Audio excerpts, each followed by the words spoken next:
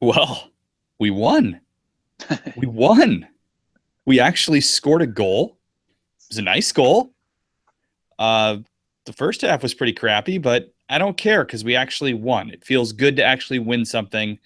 It's been a long time. It's been since that Cuba match that the U.S. men's national team has actually won anything. So, yeah, it feels good. This is US Fan TV. We talk about U.S. soccer on this show. Welcome if you're just joining us. If you've never joined us before, if you already know who we are and know what you're about to endure, welcome back. We're glad you're here. My name is Pat. He is Chris. Welcome. Yeah, we now have 2 goals in 4 games. How about that? Lighten the field on fire. Yeah, I mean, there were definitely some things um, some positives to take from this, but uh, the the offense was still lacking. Some of that, of course, is that Josie wasn't there, and that we started with such an experimental lineup, and to have so many inexperienced guys at this level. But still, yeah, there was definitely something to be said for the offense, and that's where hopefully with the inclusion of the guys we're missing, who are playing over in Europe right now, in 6-7 weeks, whatever it is, we'll see a more improved performance there. Because while there were definitely some positives to take from this, and yeah, it's just nice that we actually won a game. There is still the matter of we need to get goals somewhere, especially when you look at we're going to have to play in Central America. We've got 2 really must-win games ahead, and to have to visit Honduras, that's not going to be every time we go away in CONCACAF. It's much harder than it should be. To have to go to Honduras and really get a result now, because we can't just sit back and absorb those away defeats or hope for draws away. We really need to get some points. You want to see some more goals, and it was nice to see some of the crosses we were getting, some of the service, some of the passes, kind of that led to shots, but our final ball was definitely lacking. Yeah, that was the thing. I thought the Dax McCarty to Benny Feilhaber spine was the bright spot of the first half and first part of the second half before we scored. I mean, and the pass from Dax to Benny was the start of the play that set up our goal by Jordan Morris. So, and then those two dudes got subbed off right after that, which I wanted to see a little bit more, but at the same time, I wanted to have everybody get a crack at this too. So, but it was good to see. It was cool to see two guys that seemed to both know where they're supposed to be in the midfield and actually be there and they were on the same wavelength. This is not something that you actually saw from Bradley and Jones or a lot of the different combinations that Klinsmann would put out there. And actually Bradley, for his part, when he came in, seemed more comfortable than he has been in the past. And I think that it's because he's playing deeper, and that's what he likes to do, and that's where he should be. So yeah, this is much closer to an actual to a position he wants to be in, than than I think he kind of ever was under Klinsmann. Actually, I really had to laugh when Donovan said that Bruce is a master at putting players where they can succeed, as opposed to Klinsmann, who like to make players uncomfortable. That made me laugh. It's true, though. I mean, I don't know that even Klinsmann would dispute that. That was part of his deal. He wanted to make you feel uncomfortable. Oh, but he freely admitted it, yeah. That only works so much. Yeah. Think about it. If you're running a company and you're making everybody feel uncomfortable all the time, your company's going to suck. The same thing for a team. So, Bruce is putting players in positions where they like to play and keeping them there. The team felt more cohesive until that final ball in both of these games, honestly, than we felt under Klinsmann. Yeah, no, that's absolutely true. Yeah. And I feel like when we get this team with Bobby Wood and Christian Pulisic and Fabian Johnson and DeAndre Yedlin thrown into it, Jeff Cameron, and it's gonna be okay. I mean, I mean, you're upgrading talent at a lot of positions, and you're playing in a system that everybody seems to get and understand, and it didn't. No one was being caught off. Like even Graham Zusi, who seemed to step slow on some of those long balls that he had to chase down in the corner, still was in the right spot and knew where he was supposed to be, and busted his butt and played hard, and it was fine. It wasn't great, but it was fine. Yeah, all in all, I actually thought Zusi played pretty well. I was really kind of wondering about him because um, he's he might work hard, he might be able to run a lot, but he's not the fastest guy out there. And you know what Jamaica brings? They always bring fast guys who try to bomb down the wings, and they can play long balls too, or they can otherwise try to outrun our defenders and our midfielders. And to see him consistently in a position to stop that, or even there was one instance I remember where he in the first half where he actually ran down one of those guys and ended up breaking up the play. That was really positive to see. I mean, for the most part, I thought we handled Jamaica's speed well. Now, granted, you can put all the caveats in that this was a much lesser Jamaica team than their full squad, which, I mean, I know you can say the same of the U.S., but you would think that this squad at least had enough experience that it should be able to probably handle Jamaica's real squad, much less a B or C one as this was. So it maybe even below that because so few of their guys had any caps really. So that was nice. There was some good movement, definitely. Movement amongst players, movement off the ball and things. I did like a number of the combinations between Villafaña and Leggett. Those were nice to see. I really think you could probably slot either one of those into the team in March, and I think they'd probably be okay.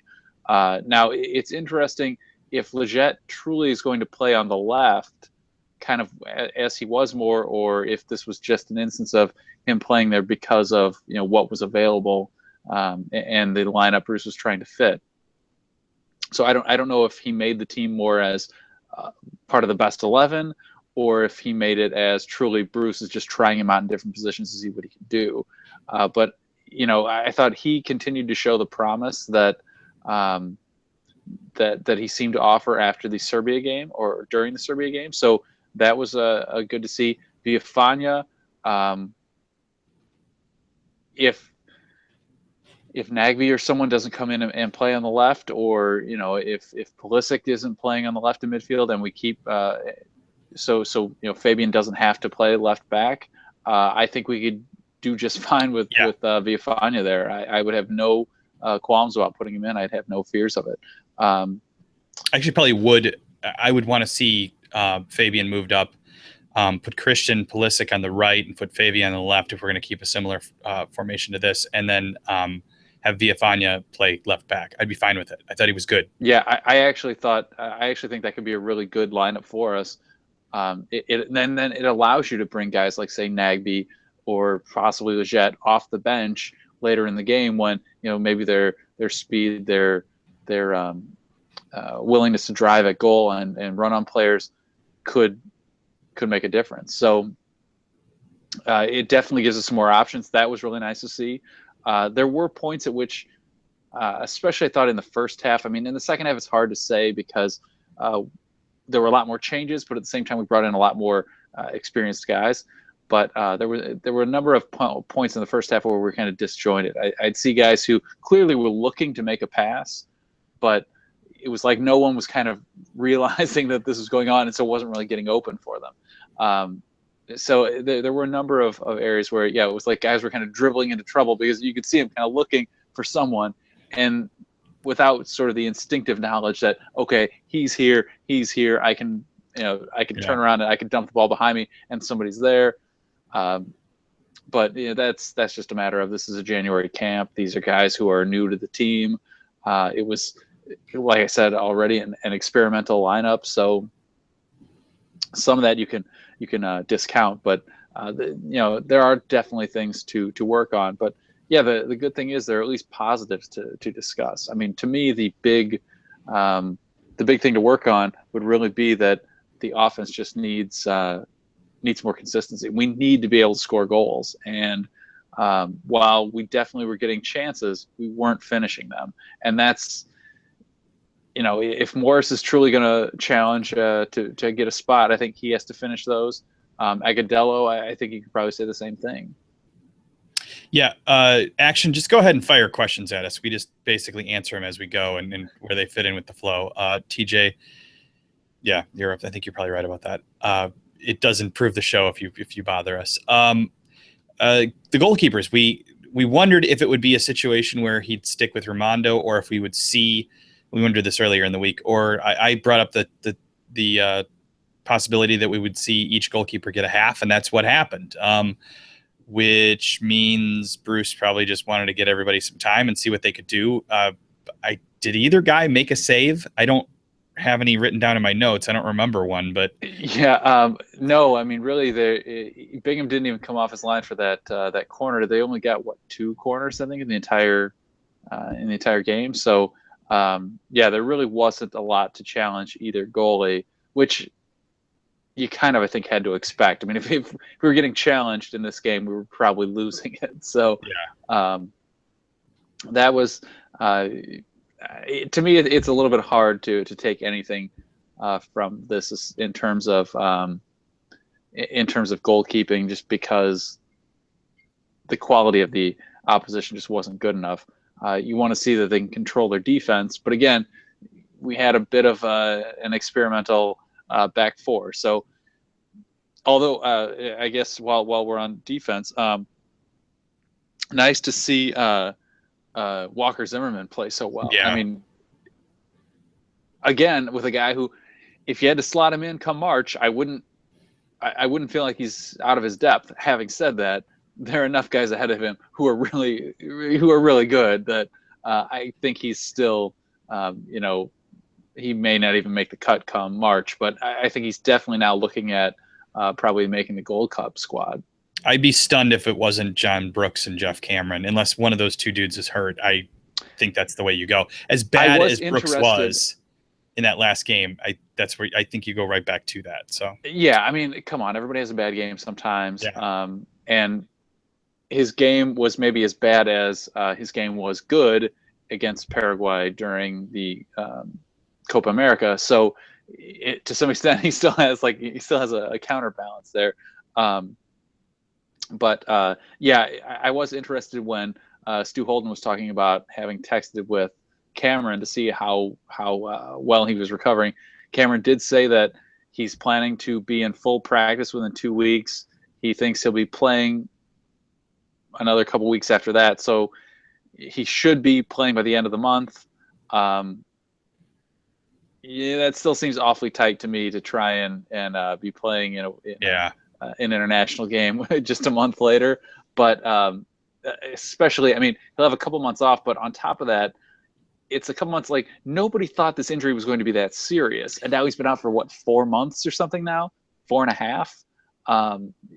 It's I part of me wonders, and they kind of even said this in their discussion, that I think Donovan said, yeah, as players we always think we're going to be back sooner than we will. Part of me thinks maybe that's the deal with Cameron too. I was sketching some notes today about who I thought could make the 23 in March, and I had Cameron in parentheses, because if he's healthy, he's certainly going to be there, but will he be healthy? So I don't know. We'll see. Action wants to know if Bruce will redeem himself and make it to the finals of the Gold Cup. How confident are we? I would say I'm 80% confident that we'll make the finals. Probably about 70% confident that we'll actually win the tournament. I think we're the favorite, especially with Mexico. With Mexico coming in with I would assume a depleted squad because of Confederations Cup and because of their qualifier against us. I would think Mexico's going to, pick where they can pick the one that's least important, and it's Gold Cup. and so I would expect they would be a lesser squad than we're used to, maybe a B squad for them, and I think that makes us the favorites. Now, nothing's a guarantee. People could get hurt. We've looked disjointed in the past, and that could obviously come back. So I'm not, going to sit here and boast that we're definitely going to win it, but I think we're the favorites for sure. And I would not be stunned if we made the final and if we won it. Yeah, if we don't, that would be a major fail in my book. Yeah. Realistically, the only competition we truly should have in the Gold Cup is Mexico, and they're focused on something else this summer. So, they're going to come in with a much lesser squad. Presumably, if they bring in the same squad, you would expect a tired squad. So they should be struggling to match us there. And this could kind of be like whatever it was 2011, where they ran it up 5-0 on us and proclaimed themselves so far superior. And it was like, well, yeah, because we were busy doing other things. We had other things to focus on. You fought our C squad and you overloaded your squad. So congratulations. They ignored that argument at the time, so I won't allow them to make that argument this summer when they try to pretend that, oh, well, see, but no, we were doing other things. No. Anyway, yeah, not to get too far ahead of ourselves there. Yeah, it'll be a major fail if we don't at least make the final. I would say if we don't win the Gold Cup. Thomas would like to know, where is Sad Jurgen? I'm at my girlfriend's house tonight. I was trying to type it while I was talking. I'm at my girlfriend's house tonight, so I'm not at home, so I don't have my own setup tonight. What else do we want to talk about? DeMarcus Beasley got a couple minutes at the end. I think this was how about that? A thank you. Yeah. Sixth and final substitution. Beasley comes in.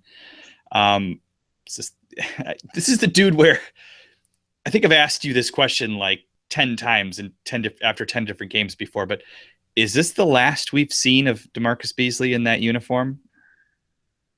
I'm going to say no. That uniform is done now, but yeah, that's true. That's true. No, I'm going to say no, because with the Gold Cup, I think there is still a chance that you could see him this summer. I don't think he is truly a part of Bruce's plans. I just can't see where he truly still fits at 36 or whatever he is now. He's too old, and at this point, so much of his game was always speed anyway. When you add age into that, it just the two don't mix very well. So he's still fast, but he's not the speed demon he once was, and he's not our best defender. He's not the fastest out there. He's not our best dribbler, passer, whatever. We have other guys who can do all those things. He's just a really good locker room guy. And, I think he fits well for a January camp when you're trying to teach young guys the ropes, or, just teach them about the team and probably not have them overrun by giant egos or something. I think this is a spot for perfect spot for DeMarcus. Gold Cup might be the same. We'll see. But I think this is the last I think we've seen the last of him in true competition. Now, I don't know if you want to call the Gold Cup true competition, maybe not, but I don't see him making the World Cup qualification rosters, much less the World Cup. What about Benny versus Sasha Kljestan? Did Benny do enough tonight to make it a interesting battle going into March in your eyes? I think he did. Sasha may still get the nod, but I'm a big Benny fan, and I think Benny did well tonight. I think he did as well. Much like in the last game, where I think we talked about this the other night. I know we have talked about this. I can't remember if we've talked about this on here. I felt like his passes didn't look like they were the off season. That touch that led to the goal tonight, that didn't look like this was off season play. Sasha's looked more more like off season in the last game. They weren't quite as crisp as they could be, and that was one thing that Benny clearly, I think, looked superior over the two games, or over the minutes they got to play anyway. Now, does that mean that he's truly replaced him? I don't think so. I think, that position is questions to lose. I think for the time being, he's got it locked down, but I think Feilhaber's a close enough number two that, if there are any kind of extenuating circumstances, Kleshton gets sick, Right. Yeah. there's a slight injury and he's not at 100%, then I think, you can go Benny without a problem. I really like Benny, and this of course assumes that he keeps Pulisic wide and doesn't put him in the middle. Which wouldn't be insane to put Pulisic in the middle, but I think at this point for the team, I would keep Pulisic wide, probably on the right, and put one of those two guys in the middle. Let's see. Action says predictions as for the final of the CONCACAF 2018 World Cup qualifier for Final Four. So the teams, the 3.5 spots. Oh, it's a good one. I know three of them. I'm not sure whether we're going to be three or four. It's going to be Mexico. I think Mexico's going to finish number one. I think Costa Rica probably finishes number two. Yeah. Do we sneak in at 3, or do we have to do the playoff? I'd like to think we probably still make it in at 3. Otherwise, it's like Kazakhstan or somebody. Yeah. Nice. I think it is. Yes, you like. There's still so much. CONCACAF qualifying is still so easy that I don't see any reason why we couldn't make it to third place. Then probably Honduras, I would guess, takes fourth.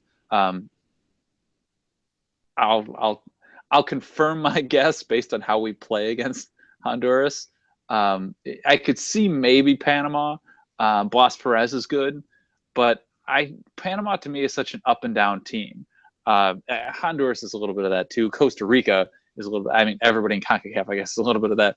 But Panama to me, it's like 1 minute they look like they could score on anybody in the world. The next minute they look like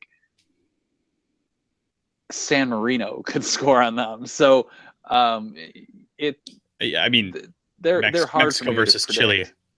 yeah. It could happen to anybody in this conference. So they're hard for me to predict. So I would guess if you're looking at if we're going to take kind of we need to make top 3. You're right, Christian.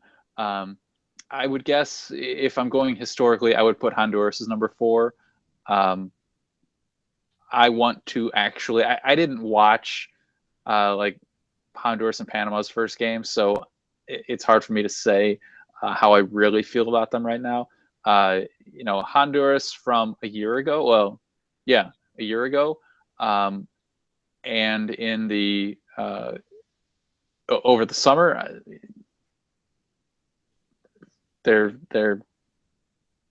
we should destroy them. Then probably it should be Panama, but like I said, Panama is so hit or miss that I never know whether to believe in them or not. Yeah, Christian, you're right. We don't want to have Mexican Graham Zusi scoring a goal in the 90th minute for us to put us into a playoff. I don't want any part of that. Could it happen? Yeah, it could. But I don't want that at all. And so I really hope we walk away with 6 points in March, and I'll be breathing a little bit easier going into June. But it could happen. I mean, we dug ourselves quite the little hole here. So, but luckily we dug ourselves a hole against the two other best teams. And in the hardest home match and the second hardest away match we'll play. So it's not insurmountable. We'll get up there. I feel reasonably confident. Bruce sounds incredibly confident when he's been asked about it several times. So, and it is CONCACAF, and it's really, really, really forgiving. So, which, as we've talked about on the show many times, I think that actually isn't beneficial long term to us, to Mexico, to Costa Rica, to any of the teams, because they're not as scared as like the Dutch or somebody like a huge European team that could miss a World Cup. So yeah, it's thanks to us we did not let that happen. Yeah, that's true. We helped Mexico out. Graham Zusi, San Zusi, they were calling him Saint Zusi. So yeah, we'll see. I hope there is no scare. I don't know that I could take it. What else? What else do we have, guys? Chris, what else is in your notes? I was going to note Nagby didn't look as strong as he did in the Serbia game. Didn't have as much time, but some of that is time.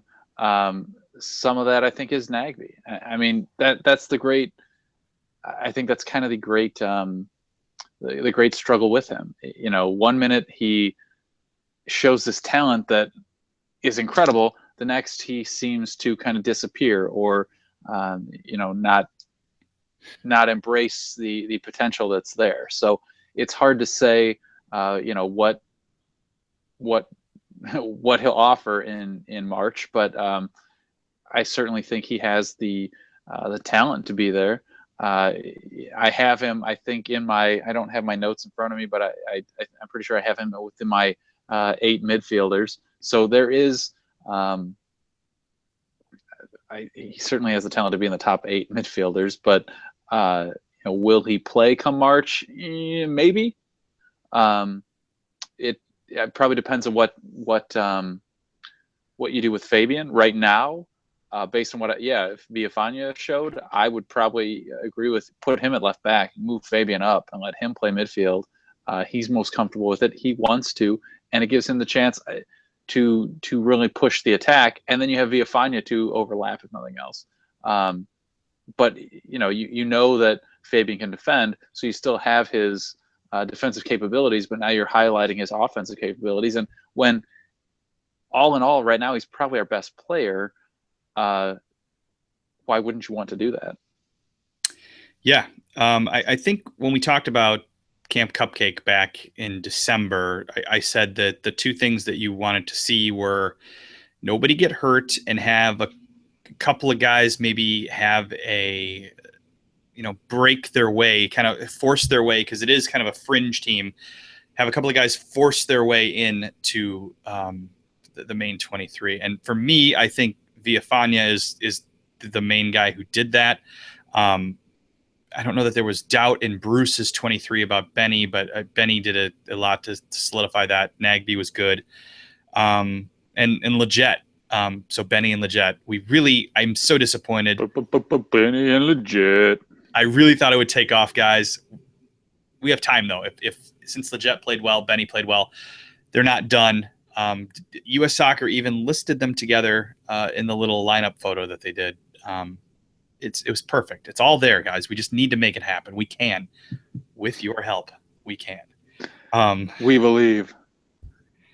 We believe that Benny and Leggett. We believe in Benny and Leggett. I guess, to kind of wrap up what we thought of Camp Cupcake, it was kind of what you expected, and a little bit of what you hoped for. I mean, it's always a learning curve. It's always a lesson, because it is so many new faces, because it is so many of our secondary or tertiary players. So there were a lot of things that were a lot of chances that weren't taken, a lot of passes that weren't made, and a lot of choices that could have been, maybe would have been better had they been made a different way. But at the same time, it is a lot of new faces, so the chance to see guys learn is always a positive. And you definitely saw some guys who showed that they're ready to take their game to a new level. Sebastian Leggett, absolutely. Jorge Villafana, absolutely.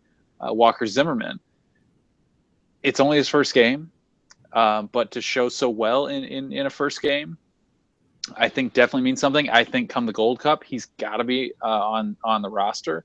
I don't know that he's necessarily even a starter there yet, but he's definitely in contention now. So give him some more opportunities and see what he can do. And this summer seems like the perfect chance to do that.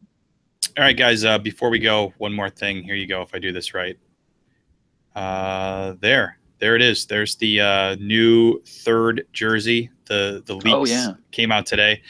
It's the same template that we've been working off of that Nike gave to like every country that Nike makes jerseys for.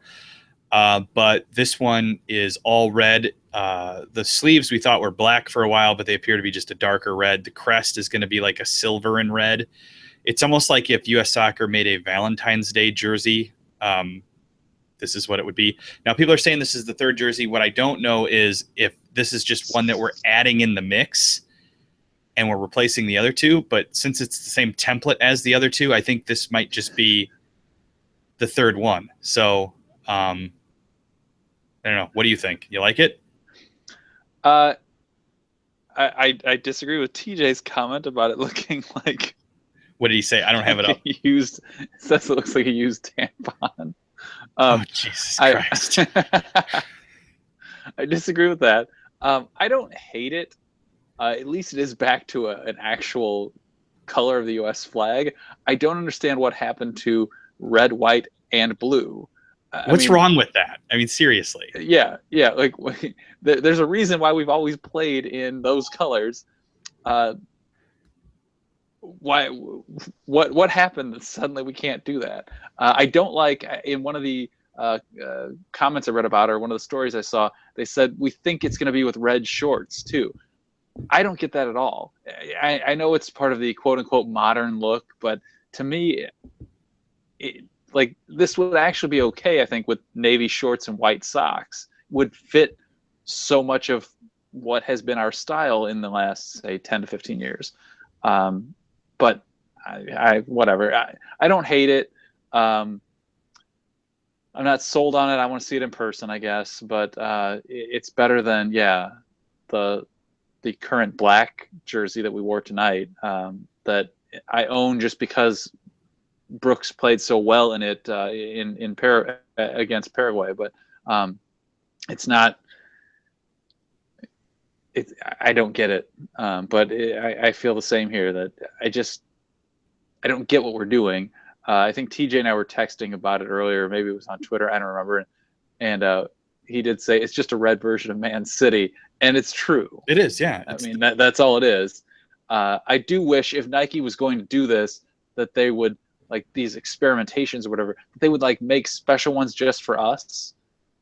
They would kind of, if they really are going to make us their like Oregon, their professional Oregon or whatever, Yeah. then like make special versions just for us, but actually use our colors. It's the frustrating thing with them is, not to turn into the fashion show here, but like, what was it, 10, 12 years ago, every Nike team had the jersey that had the front number in the circle. Yeah. And then, even the club teams like Arsenal at the time had, it was the same jersey. They all had the same jersey. And Nike went away from that and actually got cool for a while with things like the Waldo white and red stripes and things like that, they were cool. Even the bomb pop that you're wearing, it was cool. Some people thought it was ugly, but it was at least interesting. This is just, we've gone back to Nike giving everybody the same jersey in different colors. So yeah. Action Johnson, is Howard or Ochoa better? I think some of it depends on what you're doing. Howard, I think, is still the superior goalie. In a year, I don't know. I mean, Ochoa has certainly slipped, but at the same time, Howard's getting older, and Howard is a shot stopper. I mean, he's not necessarily the best positional goalie. In that regard, Guzan is a superior goalie. He's just not the same reactionary guy that Howard is. And those reactionary guys never last as long. I mean, that's why Keller hit a wall at 39 or 40. He came back to MLS for, what was it, a year, and then was retired. He just couldn't last the way like Brad Friedel could, because Friedel was a textbook keeper. Like he was positioned, you know, he should be. Ochoa's better, I think, with his feet, but then again, Howard's not strong with his feet. I mean, Howard's a great like thrower of the ball. You know, he can throw that ball on a dime to deliver passes out of the goal, but he's not especially accurate with balls at his feet. So Hey, he did score a goal once for Everton. That's true. He did. With he a did do gigantic wind behind his back. From his yeah. back. But if you haven't seen it, the goal, he's wearing a camo jersey, which is also pretty cool. But yeah, look up the time Timmy Howard scored for Everton. It's awesome. It's just incredible. But yeah, I would agree. Keller and Howard both scored in the EPL. So Keller scored in the EPL, didn't he? I believe he did. Yeah. When I was trying to think, I can't remember when he scored it, so I can't remember if it was truly an EPL goal. But he scored off a corner or something like that, didn't he? Where he came all the way up, or did he score from? No, he from is. deep? He has one. He has one just like Howard. Does he? I think. Where's it? Friedel. I think it's Keller. Yeah, we need like Guzan to get one before he leaves, so that we can keep the streak going. Hey, they have Tottenham this weekend, so he can get one this weekend if he wants to. All right, this is USfanTV. The website is USfanTV.com. Twitter at USfanTV. Follow us there. Facebook and Instagram, USfanTV. We don't have Snapchat because Snapchat sucks. We have YouTube. Fuck Snapchat. We have YouTube, but you know that because you're already watching. Subscribe if you would. We've had tons of new subscribers over the last week. We really appreciate that. Keep it up. And tell a friend, tell Reddit, tell, I don't know, tell your dog. I don't care. Tell people about us. If you like this show for some reason and you want us to do well, tell people, and maybe just maybe this will turn into something worthwhile. I doubt it, but we'll see. Chris, any final words? No, well, one, I can't really disagrey with you, Christian. Yeah, Keylor Navas probably is the best keeper in CONCACAF. Oh yeah. But then again, I mean, yeah, look at where he's playing versus where everyone else in CONCACAF is playing. So there is a certain level of there's nothing to debate there. But yeah, on that, thanks for coming, everybody. Talk to you guys on Tuesday, and you are done. You're done. See ya.